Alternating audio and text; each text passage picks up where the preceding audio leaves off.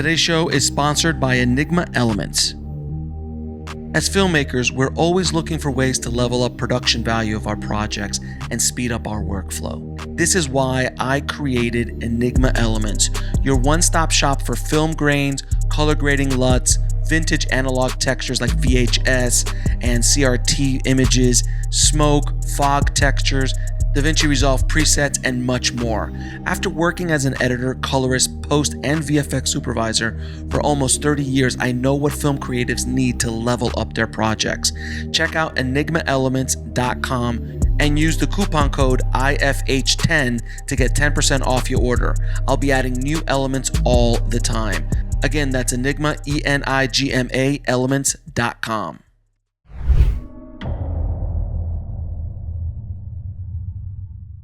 I'd like to welcome to the show James Forsher, man. How you doing? Pretty good. Thank you so much for doing the show. I really appreciate it. Yeah. Well, my pleasure. I'm glad to talk about all things archival material.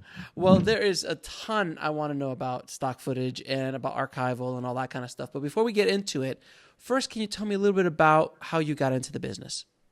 I got in the business a couple of different ways. One is my mom was Elvis Presley's secretary from 1956 to 61, and then she That's awesome. met a man named Yoda Zucker II, who was the grandson of the founder of Paramount, and so they produced shows together. So I was kind of born to this whole environment, which was a plus and a minus, because I saw the greatest things about the industry and I saw the worst things about the industry.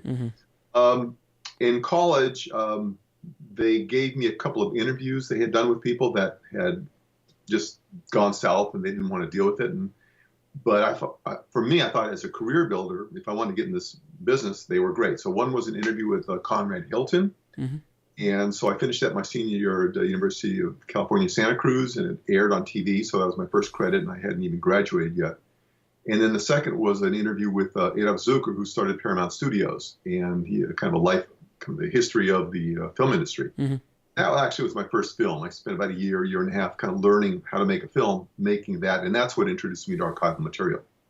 Very cool. Now, your book is called Stock Footage, Everything Under the Sun, Using Archival Material to Make a Good Film Great. Right. It's a lengthy title, but a great one. Frankly, I didn't come up with it. The publisher? Coetzee did. I mean, and I think it really covers it. I mean, pretty much. Started stock footage, but there's 25 other chapters about every other type of archival material that actually does go possibly into your film or creative project. Well, let's talk about stock footage. Can you explain to the audience what stock footage is in general? Yeah. Anything from the very first film shot in like 1893 to something that was shot this morning and is now in the closet, because what do you do with it? It covers everything that exists. And so when you're looking for material for a shot, and you don't have a camera and you can't go run outside and go shoot it, you got to find it from someplace. And that falls under what we call archival material houses, stock houses. So you're always looking for material. It's always past tense. It gets a little philosophical, but that's kind of what really is going on here. Now, and is there a big difference between the term archival footage? Because when I think archival footage, I'm thinking old black and white, old school stuff. You're not thinking of things that were just shot a day ago. Exactly. And that's one of the misconceptions. And one of the reasons I wrote the book, because I had produced for almost 40 years, and I had spent 20 years teaching too. And most of my students, 95% of them, when I mentioned archival or stock, they would go, what, that's grainy old stuff that's public domain. And that's about as far as it went. And that's like 1/4 of 1% of 1%. The majority of it is everything else. Gone with the Wind. Well, if you need a shot of flying monkeys, good place to go. Man on the Moon. That's another piece of stock footage. It's all under stock footage. The broader term is archival footage. It's the same thing, but archival material encompasses the whole wide world of existing creative stuff. Graphics, music, sound effects, still photos, newsreels, It's massive. It's a massive amount of... It's massive.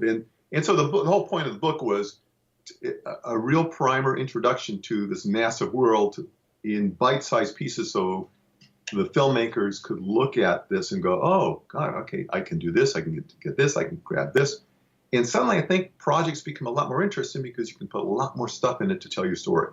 So you mentioned Gone with the Wind, which I think you meant Wizard of Oz, because I don't remember flying monkeys in Gone with the Wind. Oh, no. I mentioned Gone with the Wind is another film, but Wizard of Oz, flying monkeys, and, if you want to. How would you go about, calling MGM up and going, hey, I'd like to get a scene from Gone with the Wind for my doc or for my narrative feature that I want it playing in the background or something along those lines. How would you go about? Because we'll talk a little bit about more of the standard stock footage, like going to a stock footage house and things like that. But for films, I'm really curious about, especially famous ones. Famous films are a funny little story unto themselves, because you'd think the studios would be happy to be able to license and make $1 million, $2 million, $3 million a year. Some studios are. Some studios love to have a few million. Some studios, they can't be bothered. And they will not license it out unless you're a friend of a friend of a friend. So, for example, when I got started back in the early 80s, we needed material from Warner Brothers. And I called the contact I had, who was very grouchy and who goes, I don't know if I want to license you. I don't want to deal with it. So I called the distributor that I was working with, and I said, who do you know there? And he says, I know the president. I said, can you call the president? Well, within a week, we had the footage okayed at a rate a third of what I could have bargained it for. So part of it comes down to just calling the studio, which is all you can do, and typically it starts with a letter to the legal department. Mm-hmm. And the other part is, if they give you a hard time, if you have a distributor, talk to them and find out who knows whom, because that also helps. And then licensing fees vary, I'm assuming. Yes, and let me go back to that last point. I can't stress enough to have a expert clip license person do the work for you. It costs a little extra. It may cost you $500 to $1,000 for a typical job. But here's the deal. They already have the relationships in place. They already know the people. So you're buying that expertise without having to beg your distributor to do you a favor that they may or may not be able to do. So having a clip licensed person, and I mentioned some in my book, that will help you get through and get the right price, because they'll be able to get you the price they know is fair. So it's a better price than what you could get probably if you just called up directly and they have no relationship with you. Yeah, this is penny wise, pound foolish. If you really have no money, do it yourself and keep your fingers crossed. But if you have some money in your budget, you just hire someone to do this part of the job, because it really is a full-time job unto itself. And these people who do it have done for years. They have relationships that go back years, and they know the prices, so they're really well worth acquiring. I worked on a film, a show for Hulu, and I noticed that one of the characters had a image of John Carpenter's The Thing, They Live on it. And I asked the director and the producers of it, because I was working with them in post, I'm like, how did you get that? Like, you can't, like, he's like, we called up the studio and we go, hey, we want to use an image for a t-shirt. And it was fairly affordable, like extremely affordable actually, for what they wanted. They're like, yeah, we'll design it, just send it over to us and we'll approve it and then just pay us and we're good. That's kind of how it works. It can. I did a Discovery Channel special. I needed like a minute of Walk the Dinosaur from many years ago. Yeah. And we just called up, I think it was Disney at the time, that was another film. But I called up the owner and they said, sure, put it in, because it's promotion. So a lot of times people are glad to give away things, let alone get money, if it falls into promoting their item, if it's available at that time. And is it benefit you more if you're a bigger project, or to get that kind of giveaway stuff, as opposed, or they'll look at you and go, oh, they have money, so I can charge them. So it's a little double-edged sword. Yeah, well, they go by market. So if you sit there and say Warner Brothers is distributing our feature-length film worldwide, they'll say $, $, $. Mm-hmm. If you sit there and say we're doing a show for Hulu, they'll say $half $. And they'll know what's fair and what works. Got you. Now, can you give me a few examples of stock footage being used in successful projects that are, like, let's say, feature films? Because we all know Ken Burns, we all know documentaries. That's where archival kind of is known to make its bones, if you will. But for feature films, I don't know many examples. Yeah, well, a lot of feature films use stock footage. It may simply be the scene where the actors walk into a hotel room and there's a TV on and there's footage on the television. And that comes from somewhere, so that's stock footage. I remember years ago, there was a film called Firestarter. I used to have an art film division, and we sold them some 1920s footage we had, and it just played in a television scene where she's watching television and going from channel to channel, and I was one of the channels. So that's that was footage that you owned? License, yeah. And so the deal is, what you always have to think of: still images, music, films. Always think of the nasty lawyer. This will keep you honest, and this will keep making sure you do what you've got to do. You're covering your back. You're covering your back from the nasty lawyer. It even goes beyond the nasty lawyer. It can actually be the trade councils of countries. Now, short story. Years ago, I did a documentary, and we used a clip from a foreign film. And I did a Library of Congress search, which is what everyone should do if they think they have a public domain piece of footage.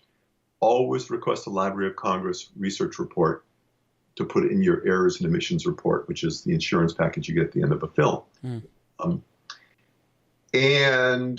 did it. It aired on Discovery Channel. In the third year, the final airing, I get a call from a production company from this country, foreign country, and they said, "You used our film illegally, and it's copyrighted, blah, blah, blah."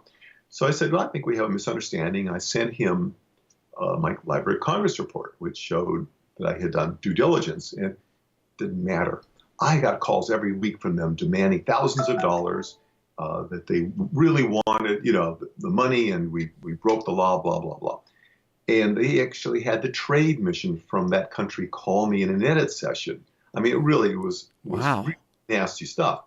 And so finally, I looked at him, or I told him on a phone call, I don't know if you can understand this, but you can't get blood out of a turnip. And I hung up on him. I guess he talked to somebody who translated that to him, and they stopped calling me. But the thing is, it was weeks worth of very nasty phone calls.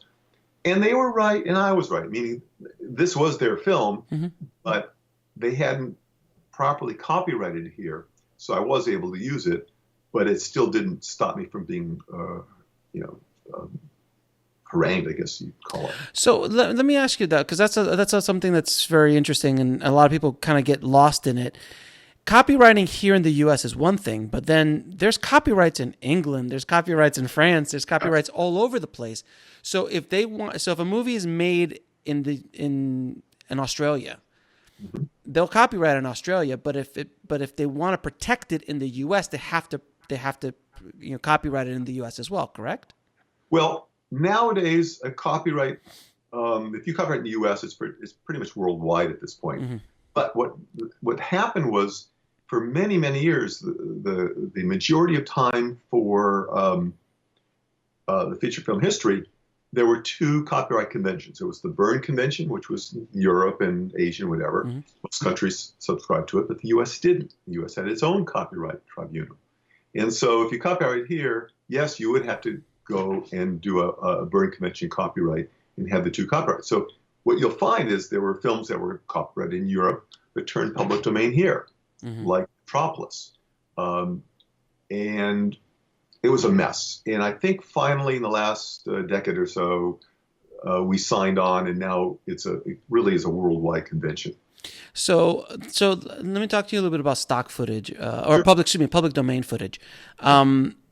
Because I've had so many questions about this, like the Alfred Hitchcock collection and Metropolis and Nosferatu, and of course, famously Night of the Living Dead, which is why it's on every television of every independent movie ever made, because it's public domain. But Films like specifically like the Hitchcock collection, which there's the British Hitchcock films, which is early on, like The Lodger and Jamaica Inn and other things like that.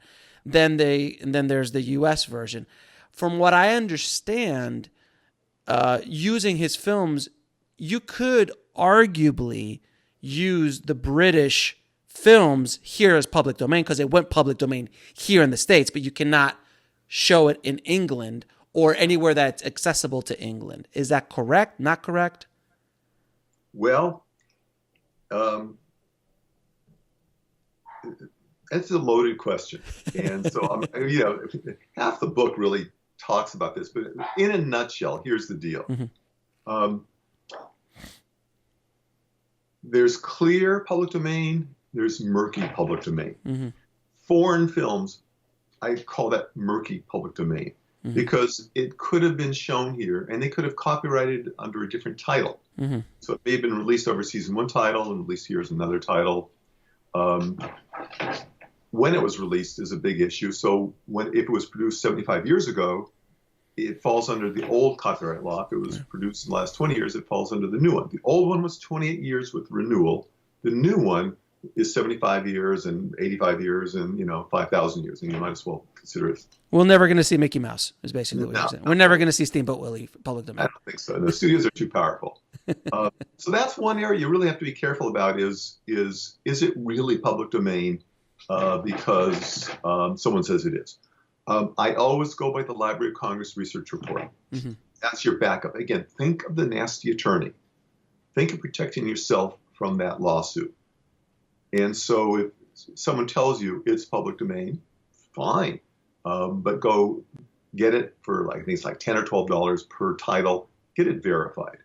No, if you buy, let's say, one of these films from a library, a stock house, it says, hey, I got a pristine 35 millimeter print of The Lodger, which is and I could get it to you digitally or Beta SP or Digibeta or whatever. And they tell me, hey, you could play it here in the U.S., but you can't play it in England. Is that something? It's something, but think about your sales. I mean, nowadays your sales in the U.S. are not what they were 20 years ago. Right. In the old days, you had home video sales, you had a pay cable, you had basic cable, you had syndication, you had all these possibilities to make money. Now, you basically streaming videos thrown in and streaming, and that pays bupkis. And so really the world is more your market nowadays. And so the dollars have changed. I would check to see if it is available overseas because the U.S. is so small part of the market. I just finished a film sold all over Europe, but we couldn't make a sale here because of these rights issues, and they were just too expensive here.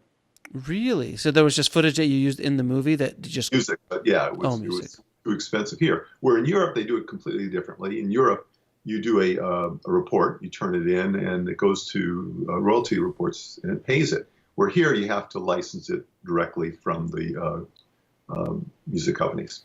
Oh, so in other words, basically you have all the music available to you in Europe, and it just like you just pay in the system, and the system pays them out.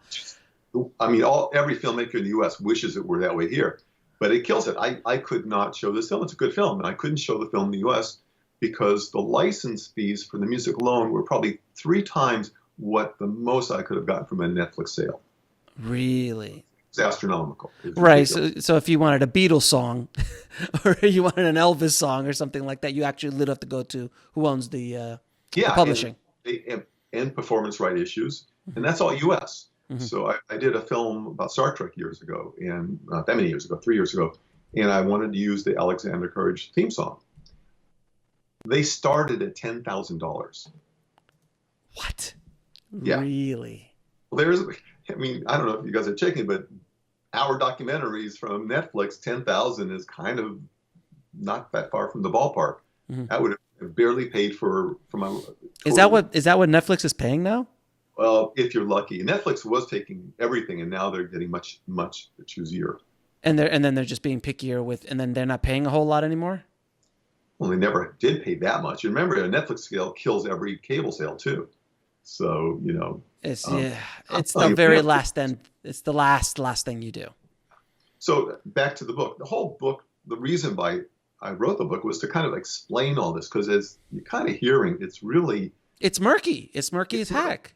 And you got to know all the elements and know how to deal with them. And that's what I hopefully accomplished writing this thing.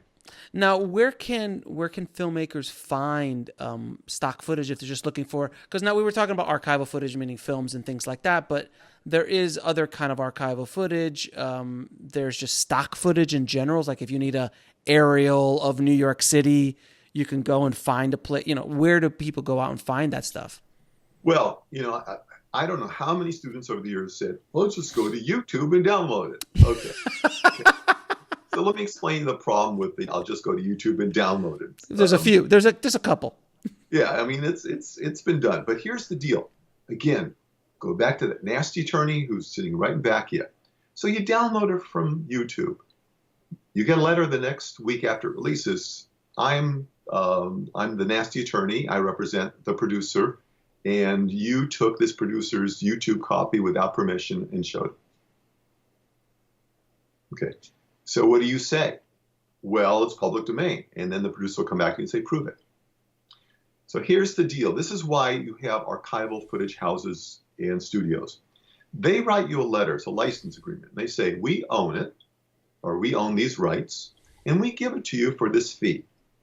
So when that nasty attorney calls and you say, well, I got this from Getty or Corvus or whoever, and I paid them $2,000 or $3,000 for it, and they say they own it. You talk to them about your issues. So it's kind of like a legal protection. Exactly. Number two is, if you do this, and if you really, shot by shot, you go through it and make sure every shot you have is protected. At the end of the day, if you have a film that's going to make some money, you have to have errors and omissions insurance. This is insurance where if someone actually does sue you, they will take care of it. So believe me, as a producer, you want errors and omissions insurance, because when you get that nasty phone call where they actually do have some type of legal standing, you say, talk to my insurance. And here's the phone number, good luck. And the insurance people know how to deal with these people. And so, because what the insurance has done is they've gone through your script scene by scene and made sure you have protected yourself. So when the call comes, they say, every scene is licensed, we double checked it, you're wrong. So let me ask you about this lovely term called fair use. Yeah. Especially when it comes to documentary. I don't think you could do it for narrative, but you can claim fair use in documentary a lot. Can you explain what fair use is and what are the limitations of fair use when dealing with archival? My understanding of fair use is the law permits for educational purposes, educating the public, educating the audience, usage of what is copyright material in very short form. So you can't take 10, 20, 30 minutes of something and stick it in and say, well, it's fair use. I mean, but if you use a 10-second, 20-second clip within an educational environment, people, or newsreels, for example, TV news, oftentimes you'll see copyright images on your... Constantly. Yeah, I mean, and they don't worry about it because it is covered under the fair use protection. Where it gets murky is where Michael Moore does a film that makes $60 million, and or Sacha Baron Cohen, and they're saying, well, we're protected by fair use because it's educational. So this is where you always have to think of that attorney. The attorney goes, oh, you guys made $50 million last film year on that film, and I'm sorry, this is not under fair use. This is entertainment. The success in the commercial market proves this is entertainment and not an educational mission. And there, they try to break that fair use argument. And so what you've got is the lawyers arguing, and you're paying $400 an hour for the lawyers to argue the point. So what I always tell filmmakers, and I've always told my students throughout the years, is, well, if you're going to use fair use, I really hope you have a failure in your project and it doesn't get a penny, because you actually do make money no matter how much you think you're protected by this fair use argument, and you may. The commercial success of it may hurt your fair use protection because they smell money and it's worth the settlement effort. So if you've made $50 million on your feature, they're coming after. They'll come after you. And so fair use is it's a great thing. and it's for public television. It's a good usage. Probably for Hulu because of the license agreement. You can call it, the Alex Furry, news show. I'm sure you're protected. Sure. But Michael Moore, I'm sure those lawyers keep busy. So things like, because I've seen this a lot on YouTube where they do these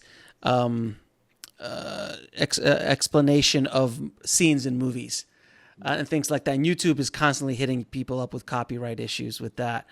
But as long as you're talking over the footage and explaining it, it's part of fair use as well, because you are explaining it. It is a public explanation, educational, or just your opinion, which is a big thing. And also satire. You can get away with satire a lot too, because if you look at The Daily Show, you look at any of these late night shows, they'll bust out copyrighted footage in the middle of, from a movie that has nothing to do with anything but a satire. And and they may be trying to get away with it on that. So you also have this other issue, which deals with image rights and exploitation of image rights. So if you show a Coca-Cola image and you sit there and say, there it is, here's a Coca-Cola image, and it's the worst drink ever made, and you sit there and you show people drinking it and throwing up, whatever. Yeah, no. And it comes from a public domain Coca-Cola commercial. And then you play with it. I think you're going to get a call from the Coca-Cola attorneys saying you have tampered with our very tightly controlled image rights of Coca-Cola.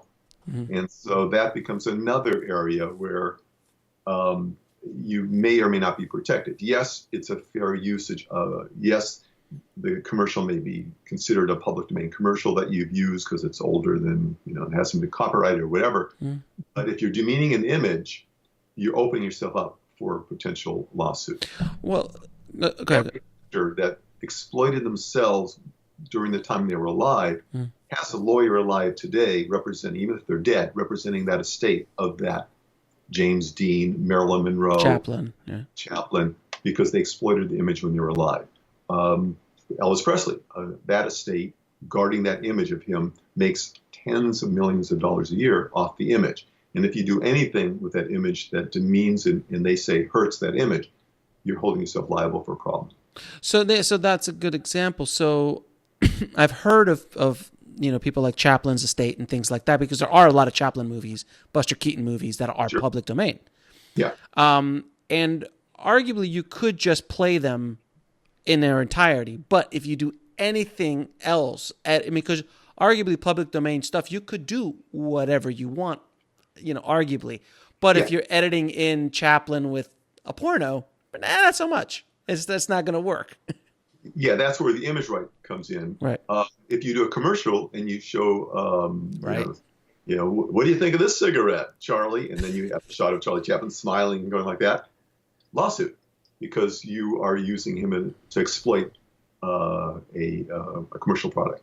And is that why Disney is so crazily protective of Steamboat Willie? Because arguably Steamboat Willie should have been, and for people listening who don't know what Steamboat Willie is, it is the first Mickey Mouse cartoon and the first sound cartoon. Still very copyrighted. Yeah. But it's copyrighted both as a film and also the image right of Mickey Mouse.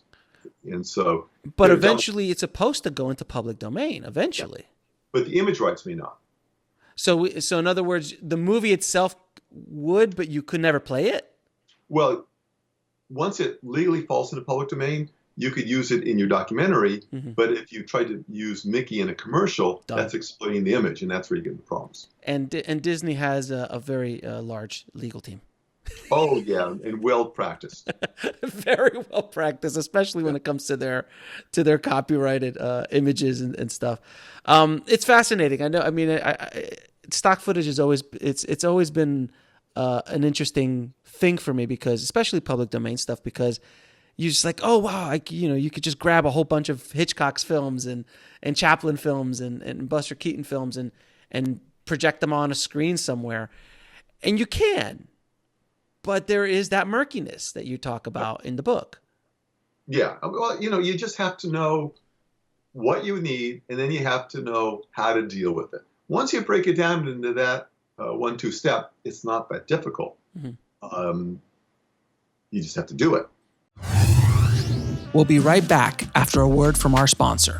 As filmmakers, we're always looking for ways to level up production value of our projects and speed up our workflow. This is why I created Enigma Elements, your one-stop shop for film grains, color grading LUTs, vintage analog textures like VHS and CRT images, smoke, fog textures, DaVinci Resolve presets, and much more. Check out enigmaelements.com and use the coupon code IFH10 to get 10% off your order. And now back to the show. That's the problem. I mean, a lot of people just don't want to deal with it. It's like, I got enough headaches just making this film. I don't want to have to sit there and deal with all these lawyers and licenses. Well, welcome to the adult world. This is what we do. And that's why, again, if you have the money, hire the film clip person, because to them, they don't lose sleep over it. They're just being hired to do it, and they do a great job. So is that the reason why in every independent film ever made, you see the Night of the Living Dead on television, because it is pretty much solidly copyright free or in public domain?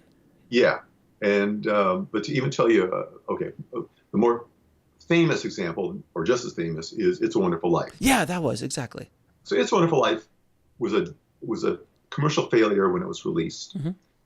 Liberty Films folded, and 28 years later, which was the length of the old copyright law, no one was around to renew it. And then the TV stations in the mid 70s got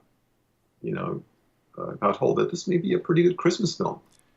So they all started airing it because it was public domain, and they all went to. And then, so what's so funny is Turner got wind of it, that it was public domain, so they colorized it. So suddenly there was a copyrighted version, the colorized version. And then one of my music clearance people told me many, many years ago, guess what? It's Wonderful Life is in the black and white version is not public domain anymore. I said, how can you do that? Yeah. I was hired to go back and copyright all of the music that was in it separately. And if you listen to that film, it's wall-to-wall music. Right. So the letter that then her client would send out was not that we own copyright to the film, but we own copyright to all the music to the film, and therefore we own this film, and you owe us money for airing it. But how do you separate the two? Like how could you go back and redo that and go through this in the book, but here's the deal. Look at every film as the elements that go into it. So nowadays, for example, if you license a new Star Wars clip and the studio says, okay, fine, Alex, we'll give it to you for $25,000 a minute, which is kind of standard nowadays. $25,000 a minute. Yeah, $25,000 a minute. Okay, fine, I'll do it. You're not done. You've got now all the secondary clearances that go with that. Because, as filmmakers, we know we've got music. Well, that's a separate clearance. The studio doesn't necessarily own that. And you have the director's clearance. You've got to go to the Directors Guild and pay them money, and the Writers Guild and pay them money, and every actor that appears in that scene. And with the others, where they just have to take the money and there's a set amount, the actor, you have to negotiate the amount, and they can say yes or no. Many years ago, I did a show on censorship in movies. Peter Fonda was the host. And there was a scene in there from Easy Rider. So if you remember the film Easy Rider, the really famous scene in there is where Jack Nicholson and Dennis Hopper and Peter Fonda are around a campfire and they're smoking dope. Yeah. It's the first time Jack Nicholson smoked a joint, right? I mean, that's the quintessential scene in Easy Rider besides the ending. And I wanted to use that film clip. It was part of the story. It was actually banned. It fit the film, and the host of the film was in it, and was friends supposedly with Jack Nicholson. So we called Jack Nicholson's agent. And, we want to use it, and we're paying everyone $1,000 a minute. And they come back saying, nope, Jack doesn't do clip shows, quote unquote. I always remember that. And we couldn't use it, and I had to use a completely different scene just didn't work as well. And so these are the complexities you're dealing with. Every film is broken into the bits and pieces. That's insane. Yes. It makes my head hurt thinking about it. It makes you think twice about doing documentaries because they're a lot of work. You don't make that much money, and you got to deal with this stuff because you don't want to be dealing with the headaches of Universal or Sony calling you up and threatening to sue you. Is it just basically at a certain point? It's just a bully thing? Because they have so many resources, they can outspend you 1 billion to 1, and they know it. So they're like, "Look, we're just going to bully you until you give us some money." Basically, exactly. Isn't that what law is? Pretty much. You're not going to hire the nice attorney that doesn't want to hurt anyone's feelings. You want to hire a barracuda that's got really sharp teeth that can go after people because, in the film business is notorious for that. That's ridiculous. Now, there was a movie that I saw when in my video store days it was a unique film because the entire movie was made of stock footage. Yeah. And it was called Atomic Cafe. Oh, yeah, sure. You remember Atomic Cafe? Sure. Can you tell the audience a little bit about that film? Because it's become a cult classic over the years. Yeah. Well, the theme was the early 1950s when the atomic bomb, they were trying to find useful purpose for it besides, destroying cities. And so they came up with all these, you can drink it as an elixir and it'll be healthy for you. You can survive in a nuclear bomb attack by hiding under the desk. And so this filmmaker, I forget his name at the moment, put together a whole film of material that was just they were all entertaining because they're all so ridiculous, and he was able to craft an entire feature film out of that. But they were all basically either industrial films, educational films, or government films. Mm-hmm. So it was pretty clear when it was made. There was very little concern about music, so I'm sure he cleared whatever music was there, if any, mm-hmm. for a very cheap price, and so it was an affordable price. I don't know if the audience today, if that were released today in the movie theaters as well, because we're so sophisticated. But mm-hmm. Yeah, those days it was a hit because it really was something we could laugh at. Right. Now, you also said something about government. Can you please let everybody know in regards to government footage and government, anything that the government makes is, to my knowledge, public domain. So any NASA stuff, anything, the moon landing, all that stuff is complete public domain, correct? Yeah. Yeah, and what you do, and I mentioned this in the book, How to Do It, you assume it may or may not be public domain. And what I mean by that is they may have music that they licensed in it that may be copyrighted. Mm-hmm. So if you're seeing a film and suddenly they're playing a theme song from a 1960s television show, they may have just licensed it and it fit. They're producers just as much as we're producers. Mm-hmm. So that's one thing to be careful about. Years ago, I did a documentary on disasters, and I used a government film about earthquake damage. Mm-hmm. And in the film was like a minute from MGM's classic San Francisco, Clark Gable, mm-hmm. and the whole destruction of San Francisco. Well, it came from that film. That's not public domain. That's very copyrighted. So if I would have just pulled that out, stuck that in my film, mm-hmm. I would have gotten a call probably from MGM at some point going, "Excuse me, you just used a minute." And if I said, "Well, I got it from this government film," they said, "We don't care. Yeah, we licensed it to them 40 years ago, but the point is you used it." So music, reuse, those are issues you just have to be aware of. Mm-hmm. But for the most part, it's much safer to use government films than any other type. So like any of the NASA footage, just be careful with, if it's sound by just them talking is fine. But when if you're hearing Neil Armstrong say whatever he says, but when you have music underneath it, that's when it becomes problems. Careful, yeah. Now there is like something like that, let's say the NASA footage, to find high quality versions of that is mm-hmm. also like another, because there's a lot of stock footage. You could download, go to, archive.org or gov or something like that. Or YouTube or whatever. Yeah, exactly. And it's there for you to download as a, that is public domain. But how to access the high quality now, 2K versions or 4K versions or even just plain HD versions of this stuff. That's where these stock footage houses really make their money. Because I've actually reached out to companies who have, let's say, Night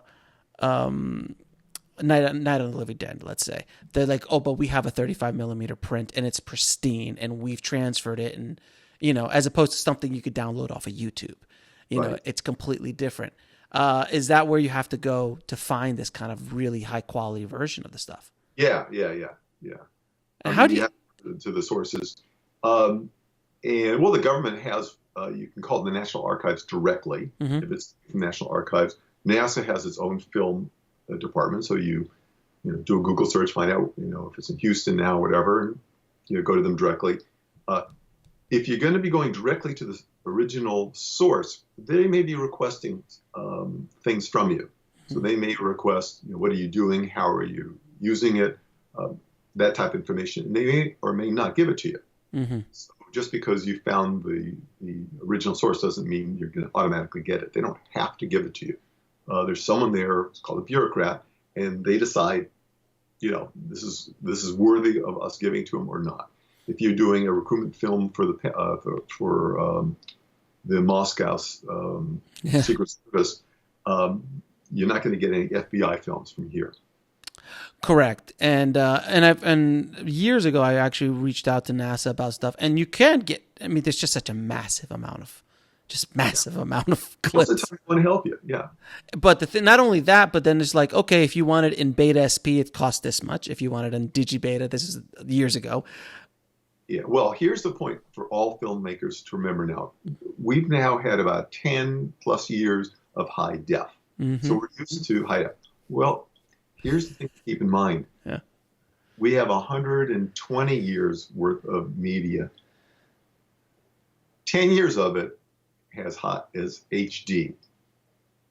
Over 100 years of it is not. It's called SD, standard. So you're not going to be getting 16:9 high def for 99% of what's out there. Unless you get a 35 millimeter print. And then retransfer it. Right. And at $400 an hour, telecine, and and a lot of the stuff is 16 millimeter. I got to tell you, if taking a 16 millimeter and blowing it up through to high def, oftentimes kind of works against you because all the scratches and all the things that come in the 16 prints, you're seeing those ways you didn't want to see them. So SD may actually even be a better way to go because the image is actually going to probably look possibly better. So you have to be a little careful about that. Now, how can filmmakers make money with their own stock footage? Because if I go out, I live here in Los Angeles, if I go out and go to Hollywood Boulevard and have my beautiful red camera and I shoot a whole bunch of stock footage of Hollywood Boulevard. By the way, there's thousands of that, so anyone living in Los Angeles, don't do that. But if you do that, where do I go?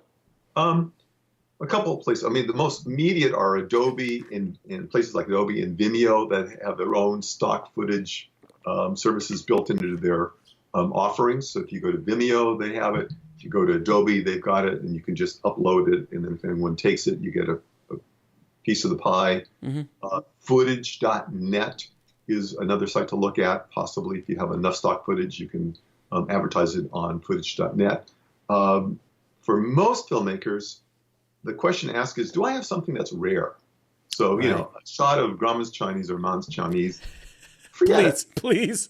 If you got something that really is unique, rare, interesting, and you think some filmmakers around the world would like it, you can go to footage.net, look at all the big archive houses, and then contact each of them and say, I'd like you to represent, and see if any would like to represent it. And you get, 40, 50, 60% or whatever of the profit if there is a sale. So if you live in a unique place that there's not, like obviously Los Angeles, seriously, the city has been shot 1 billion times. So every corner of it is somewhere on stock footage or in a film. But if you live in Guam let's say you live in Hawaii and you saw that volcano blow up a few years last year. Right. That's unique footage. If you scuba dive and you're scuba diving and getting some great HD footage, that's a possibility. If your grandfather was an avid 60 millimeter cameraman and shot all this stuff on 60 millimeter, can you imagine? And actually, I've got some of that stuff in my archives. And it's just wonderful material. I've got a shot from the Hindenburg that was shot as a home movie. It's great stuff, and that stuff you can actually resell. That's because there's no copyright on it. And if you own it, it's yours. It's yours, so you can actually then consider it copyrighted. Now, if you do you also own like a footage house as well that you license? When I did my Paramount documentary back in the mid '70s, started collecting. I went, and then I had a friend about 1980 or so that was working at Entertainment Tonight.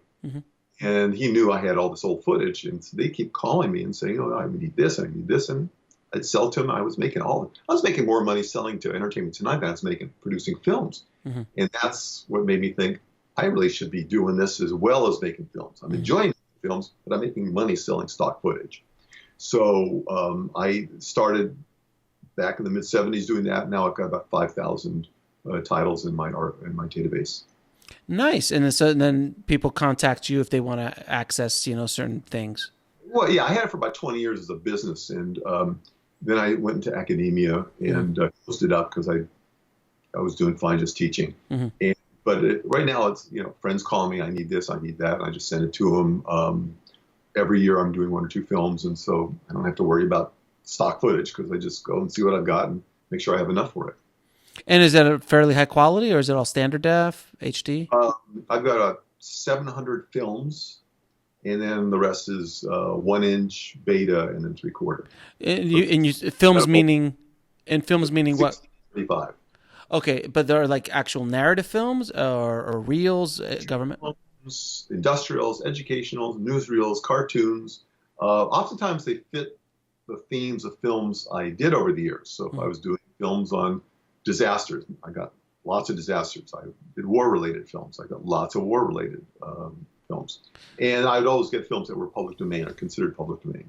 So then basically as you're being a filmmaker, you're gathering a collection of these clips, which then you could resell later because they become... I would get more than the clips. I would buy the entire films because it was cheaper for me to buy an entire half-hour or hour film than license anything from anyone. So then when you buy... So just so I'm clear, so then you would just buy the film, 30-minute, let's say, cartoon of Tom and Jerry. You buy a bunch of them, a series of them. That's in the public domain. But once you've got that at a high quality, now it's in your archives. Right. And now you can sell it. And the secret is buying it, knowing it's in the public domain. And that takes a little expertise. Got it. And that's where you need a clip person to help you. Or they call you but you don't do that anymore. Now where can people find your book? I think everywhere at this point. It's Amazon, of course. It's available on the mwp.com, which is the publisher, Michael Weesey Productions, their site, and also any bookstore can order it if they don't have it already on their shelves. Very cool. And is there any website? Is there a website that you have? Yeah, there's a website for the book called stockfootage.thebook.com. And so there's some more information on that. And there's also a Facebook page. Very cool. And I'm going to ask you a few questions I ask all of my guests. What advice would you give a filmmaker wanting to break into the business today?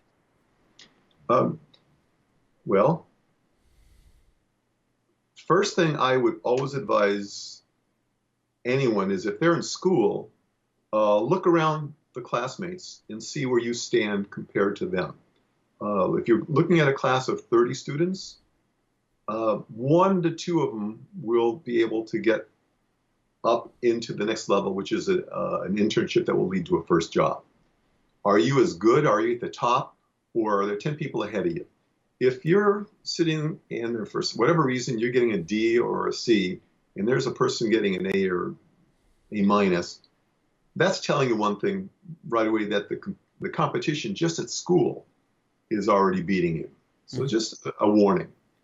Second thing is, got to get an internship. Figure out what you're best at. Editing, shooting, getting coffee. It doesn't matter, whatever you're best at. because it's this crazy competitive world. It always has been, worse than ever now, because there's 5,000 film schools and everybody's turning out Steven Spielberg, of course. So if you're good at whatever, your chances, whatever it is, you may not be as interested in it, but your chances of success are greatly increased than if you're saying, well, I want to be a director, but you have no clue how to direct.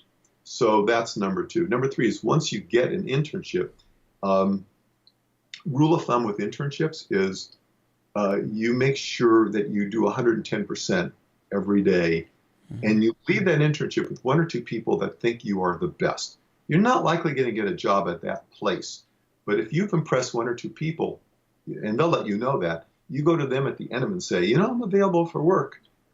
You have anyone you could send me to that I could get employed with? And they will then do that, and that's how you kind of break in. And once you've broken in, wherever that level is, well, the career, everything changes so quickly. A year, 2, 3 years from now, who knows? I mean, in 5 years from now, everything may be virtual reality films. We don't know. So you don't have to worry about 5 years from now. You worry about getting that first paid job, and that's kind of the sequence I just laid out, how you do it. And it's kind of what I've told. I mean, I've literally had several thousand students over the last few years, and I tell them the same thing. And the ones that listen to me, they've got work. And the ones that didn't listen to me, thinking they knew better, they're now probably at Walmart greeting people or wherever they are, but they're not in the film industry. That's how I got my start. I had multiple internships, multiple internships, and I got hired often after. PA jobs or, running around, or, hey, you want to be the office PA for a little bit? I mean, sure, I'll be the office PA. But you're good at it. You didn't go into work saying, I know how to do this. No, I remember you can't. when I first started, I would hire undergrads that were super passionate. And they always impressed me much more than hiring the graduate students, who really thought they knew better than me how to make a film. Yes, the ego. Isn't that always amazing? So just, check it at the desk. Walk in there and let everyone think that they are the smartest people in the world, and that you really are getting a lot from them, even if you think they're an idiot. Isn't it? But the thing is, when those egos do walk in the door, the business will sort them out. It always does. But no, it's very quick to tell those people that really think they know what they're doing, because basically all my years of running into those people, I'd say, good luck, and let me know when you sell your first film. And Good luck. Get out. Yeah. I deal with that on a daily basis, dealing with egos and people who have delusions of grandeur. I'm like, Yes. dream big, but be real. exactly. And there has to be a balance between the two. Yeah. Now, can you tell me what book had the biggest impact on your life or career? I love reading, so I don't know if there's one book. There's a combination of types of books. I'm a big believer that you've got to be a storyteller, that every film you're making, at the end of the day, it's not how you're cutting it, it's the story you're telling. So the classics, you're going back to, Wuthering Heights or Gone with the Wind, or books that have really good story structures. I love Michael Connelly. It's the reason there's 30 Michael Connelly books out there, because this guy has a really good way of telling the story. It's visual. It draws you in. The same thing with the old classics in Dickens. Those were books that you actually saw the story unfold. And so that's why they were so easily taken from the book to the screen. So that's one area. I liked reading about people in the industry and how they succeeded. It's not like I was going to follow their success, but to read books by Goldman and Mayer and whatever, how they actually went from nothing to building themselves up to the best in their craft is really, you pick up pieces that can help you. And throughout the years, I did a lot of films about Hollywood and Hollywood history, probably about 30, 35, any from half hour to features. And I interviewed a lot of people who were kind of nowadays you consider them the early pioneers. So I'd interview Nat Levine. Nat Levine, remembers Nat Levine. He started Republic Studios. He started Mascot, which became Republic. I interviewed Hal Roach and did a documentary about him. Little Rascals, Laurel and Hardy. Sure. So those people also I picked up things from them, how they succeeded, how they work. My mom's old boss was a guy named Colonel Parker. Yeah, of course, Elvis. The time I was 3 on. Colonel Parker, which really is very interesting. When Donald Trump got elected, I went, we got Colonel Parker now as president, because Donald Trump is a exact duplicate of Colonel Parker in terms of what Colonel Parker used to call his philosophy was snowing. He used to snow people. Snow person is a person you con. It's another word for conning people. That's what we've got as a president. This guy knows how, and just like Colonel did, how to make people believe something that's not true. But you're not sure if it's true or not true.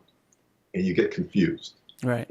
And so, having grown up with Colonel my whole life till I was in my late 20s, I know a snowman. And so I woke up in November 2016 and went, we got a snowman as president. This will be interesting. He's and Colonel Parker. He is one of the main reasons you think that Elvis was as popular as he was. I mean, obviously Elvis was Elvis. Elvis was an incredible talent, but you needed that gas. He was the fire, but I think Colonel Parker was the gasoline on it to make it a raging fire. Would you agree? And he thought that himself. I mean, I've got. I remember my mom used to always tell me stories about telling Colonel, "Oh, Elvis did this and Elvis did that," and Colonel would say, "Yeah, Trudy," and all that. If I hadn't have taken him off of his plumbing job and put him in front of those audiences, he'd still be on his plumbing truck. Gotcha. So yeah. Now, what lesson took you the longest to learn, whether in the film business or in life? The one I'm still learning is I don't know if it's a lesson or just a reality of the business of getting up, after being knocked down, dusting off yourself, and then going back and fighting one more day. This is a business of no's. The reason it's a business of no's is very simple. It's a lot easier to say no to something than to say, yeah, go ahead and do it. You say, go ahead and do it, you're on the line. And so most people are very, very reticent to sit there and say, yeah, go ahead and do that. Okay, I'll help you. Where if you sit there and say, no, you don't have to deal with it. You're not going to have headaches. It's not going to be a failure. And so convincing people to join in a project and then all the work that's involved in getting a film or television show made requires a lot of people saying yes, which is not a natural thing in the film business. And that's probably the toughest part to me is just going, okay, what am I going to do today to avoid what happened yesterday? Fair enough. And 3 of your favorite films of all time? Oh, God. Okay, well, Mr. Smith Goes to Washington. Okay. That's on the top of my list. I show that every year when I was teaching film history, and I never cease to be amazed at what Capra was able to do with that film. I know every word of it, and it still kind of brings me in. Not so much film, but filmmaker, Busby Berkeley. I've seen every one of his films, and I look at those dance numbers. I mean, the stories are not why you watch them. You look at those and go, how in the hell did he do that? Pretty remarkable.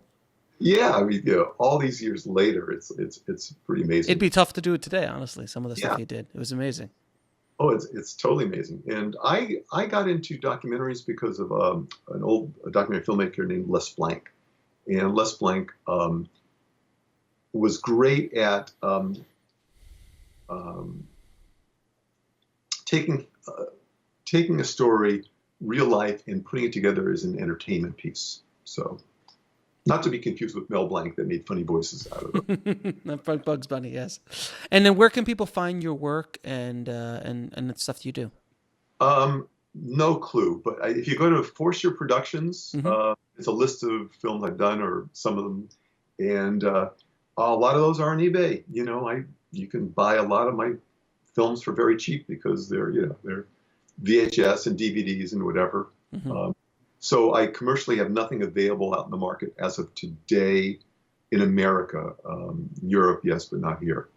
Because what I've been producing lately, I can't afford to sell it in America. And of course, if they want to license any footage, they can contact you. Oh, please. Yeah. plenty of footage, anywhere from, the very cheap to pretty expensive. Fair enough. James, thank you so much for spending the time with me and dropping some knowledge bombs on the tribe today. I appreciate it.